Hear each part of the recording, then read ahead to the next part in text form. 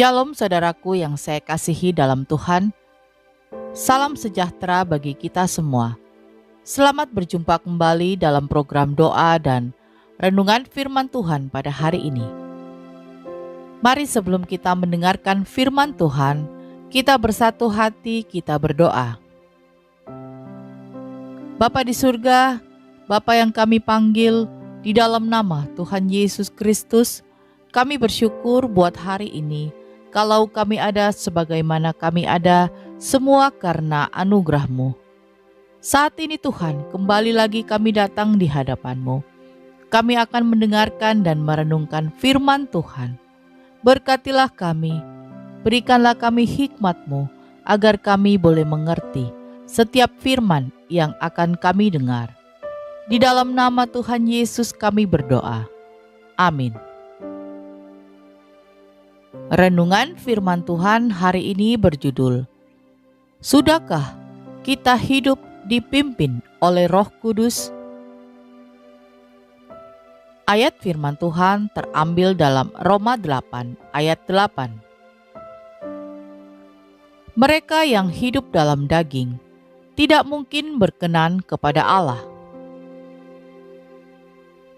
Saudaraku yang saya kasihi, hidup oleh Roh artinya hidup menurut pimpinan Roh Kudus. Roh Kuduslah yang akan mengajarkan dan mengingatkan semua ajaran yang telah diberikan oleh Tuhan Yesus. Oleh karena itu, Tuhan Yesus mengamanatkan kepada kita agar tunduk dan taat kepada tuntunan Roh Kudus. Dalam Yohanes 14 ayat 26 mengatakan, tetapi penghibur, yaitu Roh Kudus, yang akan diutus oleh Bapa dalam namaku, dialah yang akan mengajarkan sesuatu kepadamu, dan akan mengingatkan kamu akan semua yang telah kukatakan kepadamu. Jadi, Roh Kudus itulah yang akan membukakan mata, hati, dan pikiran kita, sehingga iman kita semakin diteguhkan. Satu hal yang dituntut oleh Tuhan Yesus bagi kita adalah kesetiaan di dalam melaksanakan kehendak-Nya dan mengikutinya. Inilah yang menjadi bukti cinta kasih kita kepada Tuhan Yesus.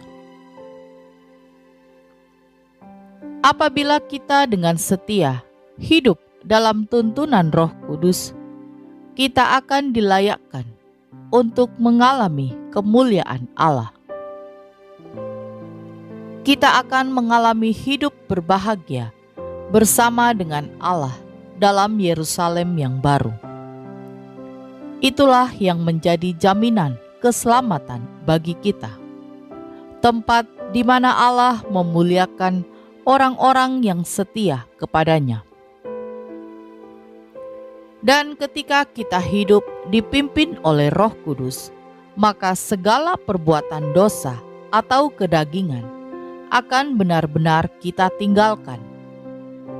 Sebab siapa yang ada di dalam Kristus, ia adalah ciptaan baru, yang lama sudah berlalu. Jadi saudaraku yang saya kasihi, sudahkah kita membuang semua perbuatan daging? Alkitab dengan tegas menyatakan bahwa mereka yang hidup dalam daging tidak akan mungkin berkenan kepada Tuhan. Sebab keinginan daging adalah perseteruan terhadap Allah. Roma 8 ayat 7 bagian A.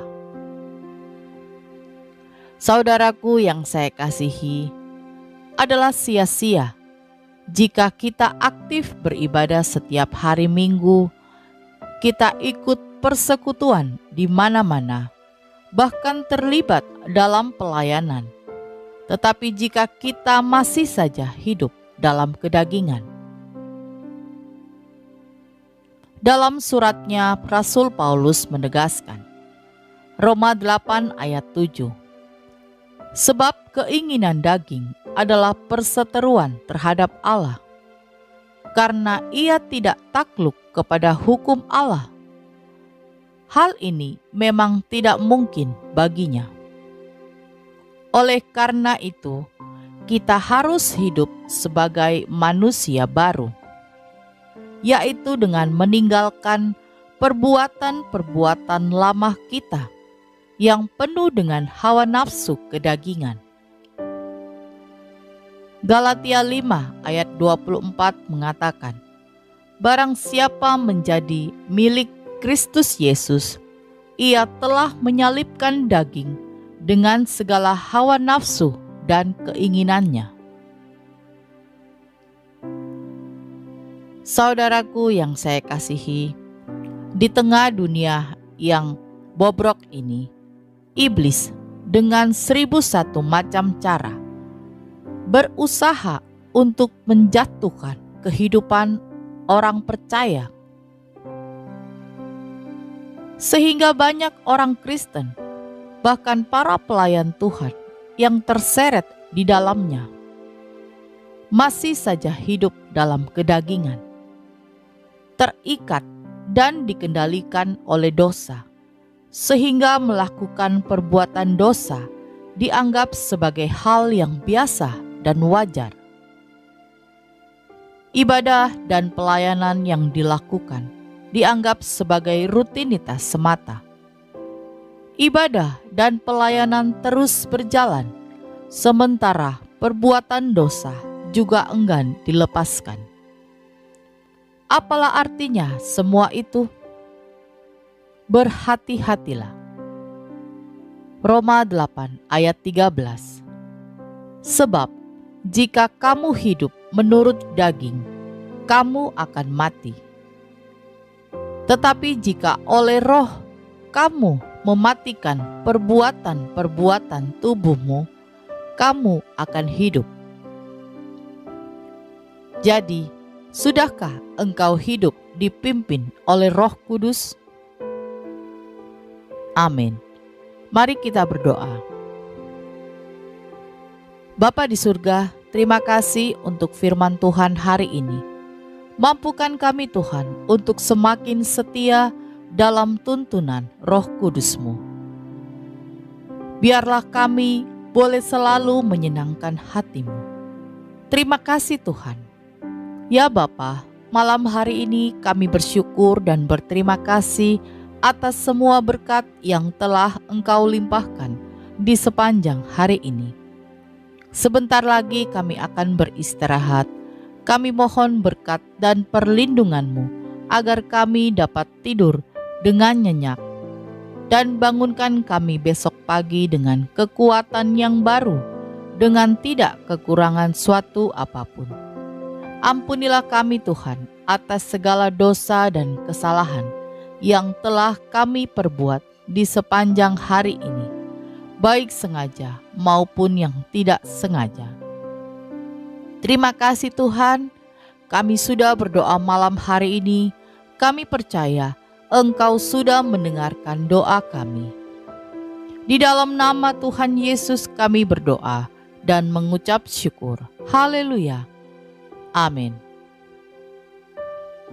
Puji Tuhan, kita sudah berdoa malam hari ini. Saya percaya kita sudah diberkati. Sampai berjumpa kembali dalam doa kita besok. Selamat malam, selamat beristirahat. Tuhan Yesus memberkati.